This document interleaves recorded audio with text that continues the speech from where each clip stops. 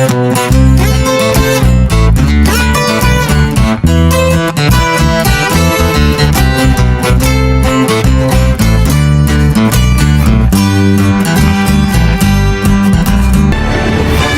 nomine Patris et Filii et Spiritus Sancti. Dominus vobiscum. Sahabat peradaban kasih ekologis yang terkasih, selamat berjumpa dalam renungan harian bersama saya, Romo Alois Budi Purnomo PR, melalui channel ini.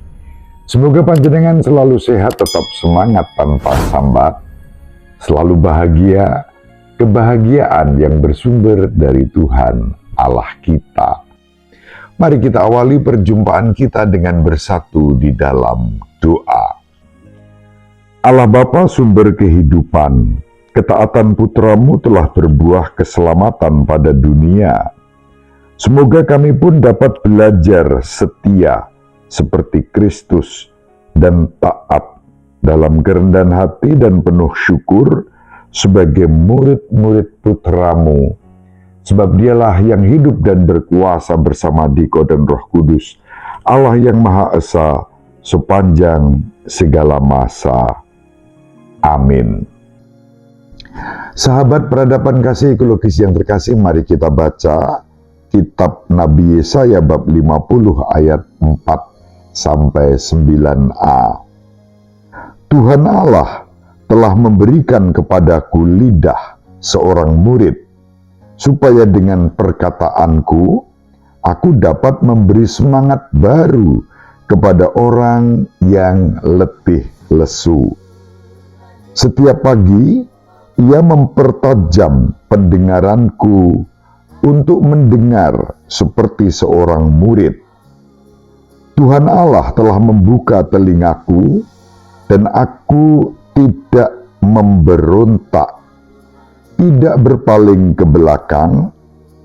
Aku memberi punggungku kepada orang-orang yang memukul aku dan pipiku kepada orang-orang yang mencabuti janggutku. Aku tidak menyembunyikan mukaku ketika aku dinodai dan diludahi. Tetapi Tuhan Allah menolong aku, sebab itu aku tidak mendapat noda. Maka aku meneguhkan hatiku seperti teguhnya gunung batu, karena aku tahu bahwa aku tidak akan mendapat malu. Dia yang menyatakan aku benar telah dekat. Siapakah yang berani berbantah dengan aku? Marilah kita tampil bersama-sama. Siapakah lawanku berperkara? Biarlah ia mendekat kepadaku. Sungguh Tuhan Allah menolong aku.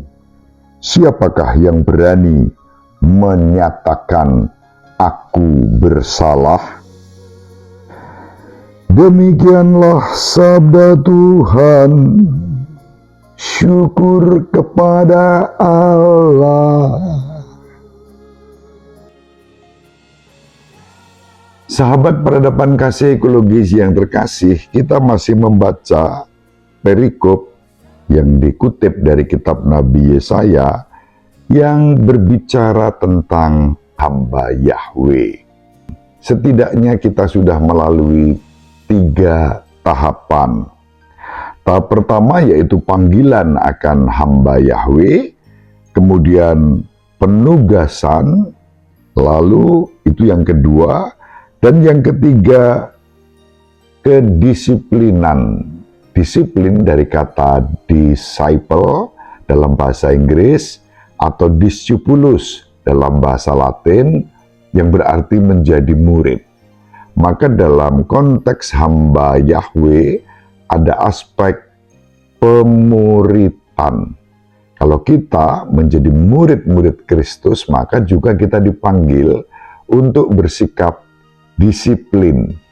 Jadi disiplin bukan hanya soal tertib, ya, taat dalam waktu dan jadwal, bukan soal tata tertib yang remeh-temeh, tetapi disiplin berarti membangun sikap menjadi murid Kristus yang taat. Seperti Kristus sendiri, sang hamba Yahweh yang bahkan disebut hamba Yahweh yang menderita dengan ketaatan dan kesetiaannya. Sahabat peradaban kasih ekologis yang terkasih, spirit kenabian hamba Yahweh berbicara tentang ketaatan dan penderitaan sebagai murid-murid yang taat pada kehendak Allah. Dia yakin bahwa Allah akan membenarkan dia terhadap lawan-lawannya yang menghina, yang merendahkan dan meremehkannya, bahkan membunuhnya. Sahabat peradaban kasih ekologis yang terkasih, Allah telah mengaruniai hamba Yahweh kemampuan bicara yang fasih karena ia mempunyai lidah yang terlatih, yang bersumber dari hati, jiwa, dan kehidupan yang bersih. Dan karena itu, ia membangunkan hati nurani kehidupan umat manusia yang lelah dan letih. Kita membaca dalam kitab yang sama di kidung yang kita baca sebelumnya, bahwa buluh yang terkulai tidak akan kupatahkan, lampu yang berkedap-kedip tidak akan kupadamkan. Itu dalam kidung hamba Yahweh yang pertama. Dan pada kidung yang ketiga ini kita diajak untuk bersama-sama menghayati ketaatan dalam kebenaran itu, sebagaimana Yesus sendiri menyatakan, "Aku telah memberikan kepada mereka perkataan yang telah engkau beritakan kepadaku untuk kusampaikan kepada mereka." Kita bisa membaca sabda itu dalam Injil Yohanes bab 17 ayat 8. Sahabat peradaban kasih ekologis yang terkasih, hamba Yahweh taat, tunduk pada penderitaan di tangan manusia karena lebih taat pada kehendak Allah. Berbeda dengan bangsa Israel misalnya, hamba itu selalu berontak, tidak setia, tegar tengkuk, bebal.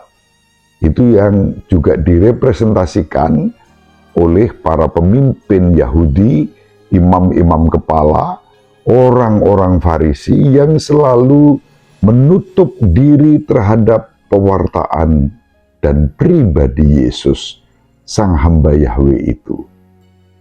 Sahabat peradaban kasih ekologis yang terkasih, kendati hamba Yahweh itu dipukuli, dicambuki, janggutnya dicabuti, gambaran tentang penyiksaan yang dialami oleh hamba Yahweh, yang kita semua secara detail melihat, mengalami itu terjadi dalam diri Yesus dalam kisah sengsaranya menjelang penyaliban dan wafatnya.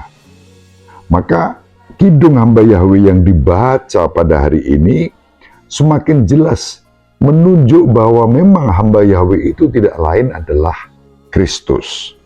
Sang hamba yang kendati demikian tidak memberikan balasan, tetap diam, tenang, tidak melawan, tidak memberontak. Itulah hamba Yahweh yang sejati.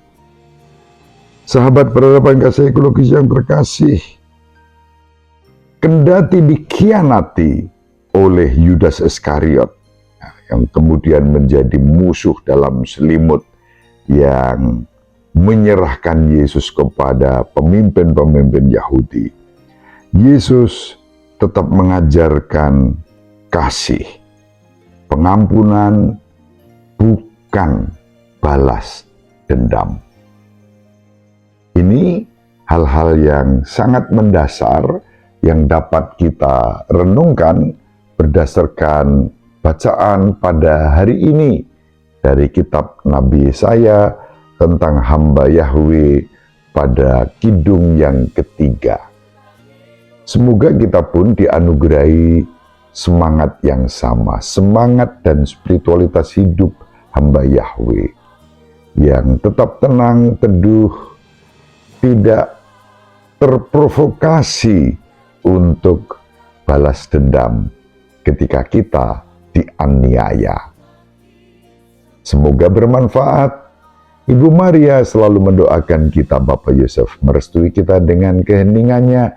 Semoga panjenengan semua sahabat peradaban kasih ekologis yang terkasih, bersama seluruh anggota keluarga dimanapun berada, dibimbing, dilindungi, dan diberkati oleh Allah yang Maha Kuasa, Bapa dan Putera dan Roh Kudus. Amin. Terima kasih, salam sehat, tetap semangat tanpa sambat, selalu bahagia, kebahagiaan yang bersumber dari Tuhan Allah kita.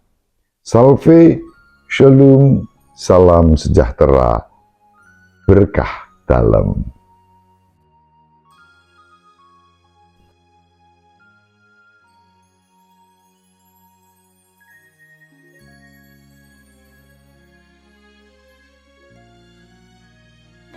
Sahabat peradaban kasih yang terkasih, sampai jumpa pada episode berikutnya. Terima kasih atas kebersamaan kita. Salam peradaban kasih ekologis, berkah dalam.